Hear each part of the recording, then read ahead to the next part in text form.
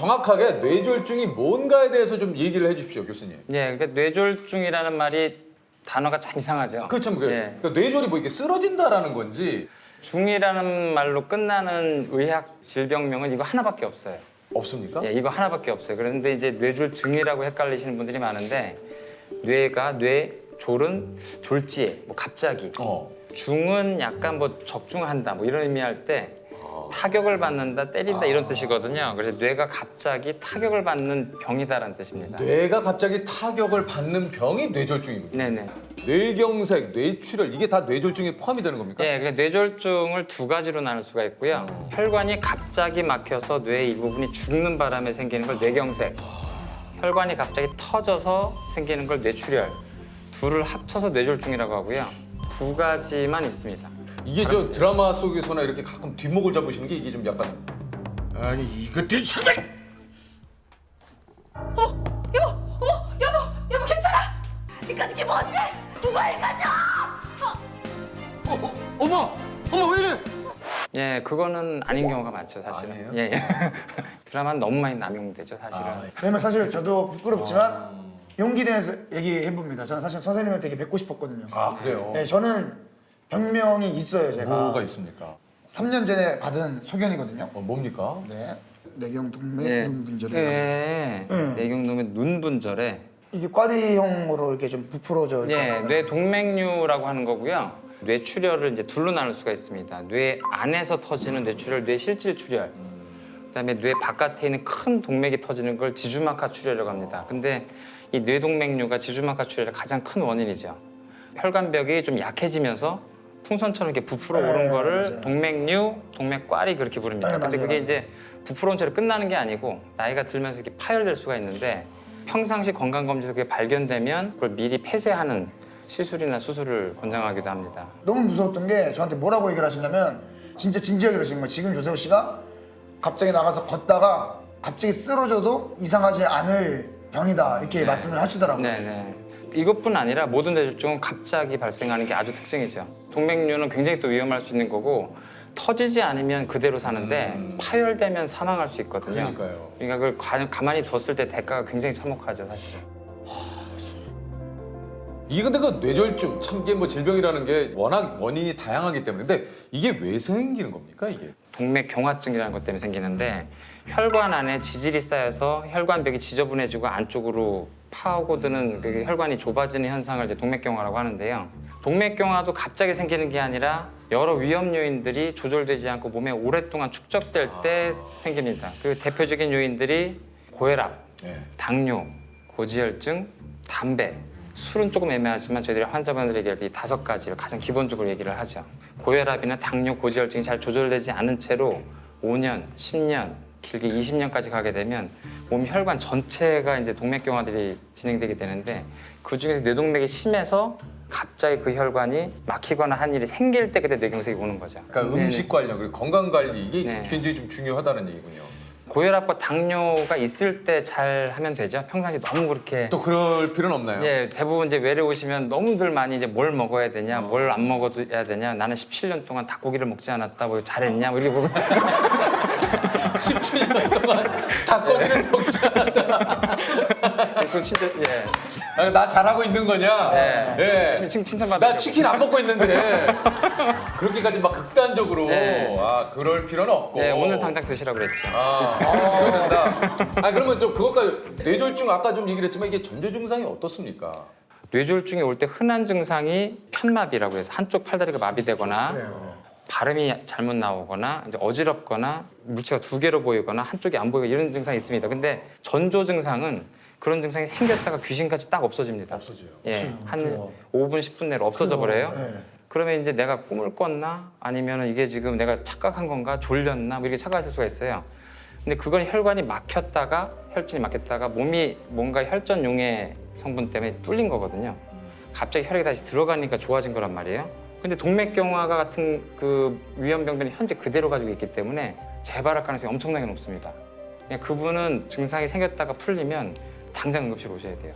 내가 좀 이상하다 싶으면은 빨리 좀 병원을 가서 맞아요, 진단을 맞아요. 받아보시는 거니 좋. 그렇죠. 근데 그게 이제 모든 분들이 그럴 필요는 없고 고혈압, 네. 당뇨, 고지혈증, 술, 담배 요 5가지에 좀 본인이 많이 노출됐었고 이게 또 아닌데 너무 걱정하다 보면 또 네, 그러실 네. 수 있잖아요. 그러니까 네. 스스로 좀 진단해 볼 수 있는 방법이 좀 아 있습니까? 그래요? 그리고 이제 한 60세 넘었는데 고혈압 당뇨가 있다, 고혈압 고지혈증이 있다 이러신 분들은 팔다리 힘이 빠진 게 약간 미미하게 왔을 때 테스트 해보라고 하는 방법들이 있습니다. 뭡니까? 그게 이제 손을 앞으로 내밀고 내밀고 예, 눈을 감고 눈을 감고 손을 이게 완전히 이렇게 펴야 됩니다. 이렇게 네, 완전히 한 펴고. 5에서 한 10초 정도 지난 다음에 자기 손을 봅니다. 네, 그러면 이제 괜찮죠. 괜찮죠. 예, 근데 이제 이게 힘이 살짝 빠지면 살짝 이렇게 돌아가요. 아 이게 한쪽이요. 이거 못 버티고 이렇게 살짝 이렇게 돌아가요. 아니면 이게 살짝 떨어지기도 하고. 그리고 다리도 마찬가지로 이제 양쪽 다리를 이제 침대 위에서 양쪽을 동시에 올리고 눈을 감고 있어라 그러면 한쪽이 살짝 떨어집니다. 그래서 이제 그걸 본인은 못 느끼겠는데 아주 경미한 위약이 있을 때, 마비가 있을 때 테스트 해보라고 하고요. 발음 같은 경우는 약간 발음이 이상한 것 같다 그러면 이제 간단한 발음 3가지.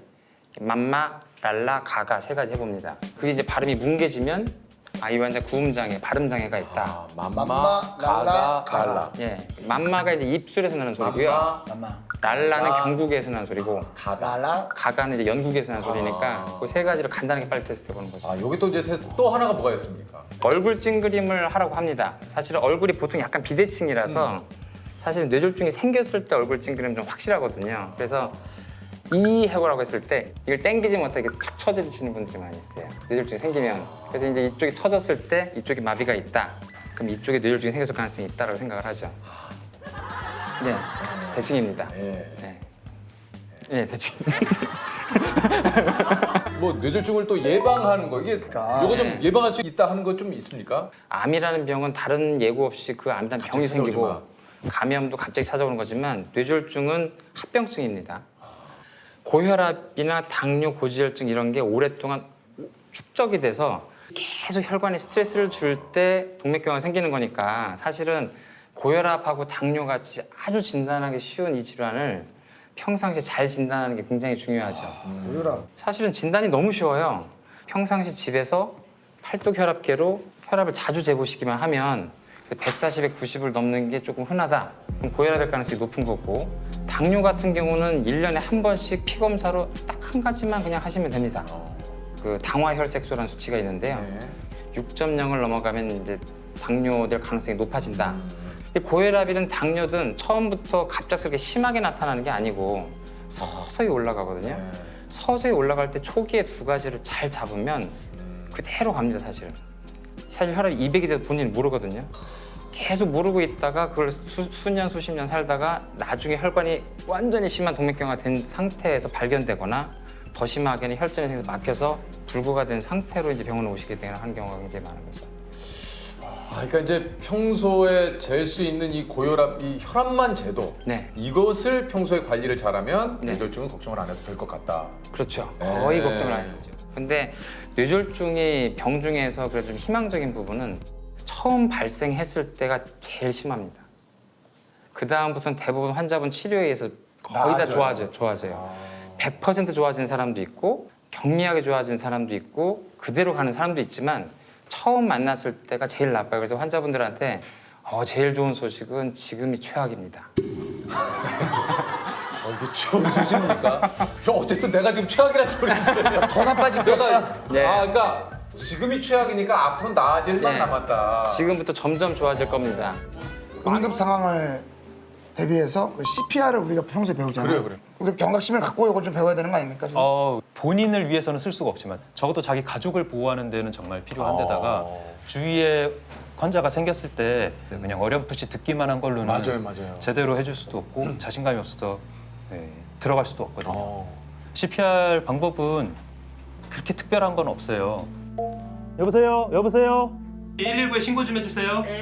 이 턱을 이렇게 들어서 좀 혀가 넘어가지 않게 기도를 좀 확보해 주시고 심장 마사지를 1초에 2번 깊게 압박을 해주시면 되거든요.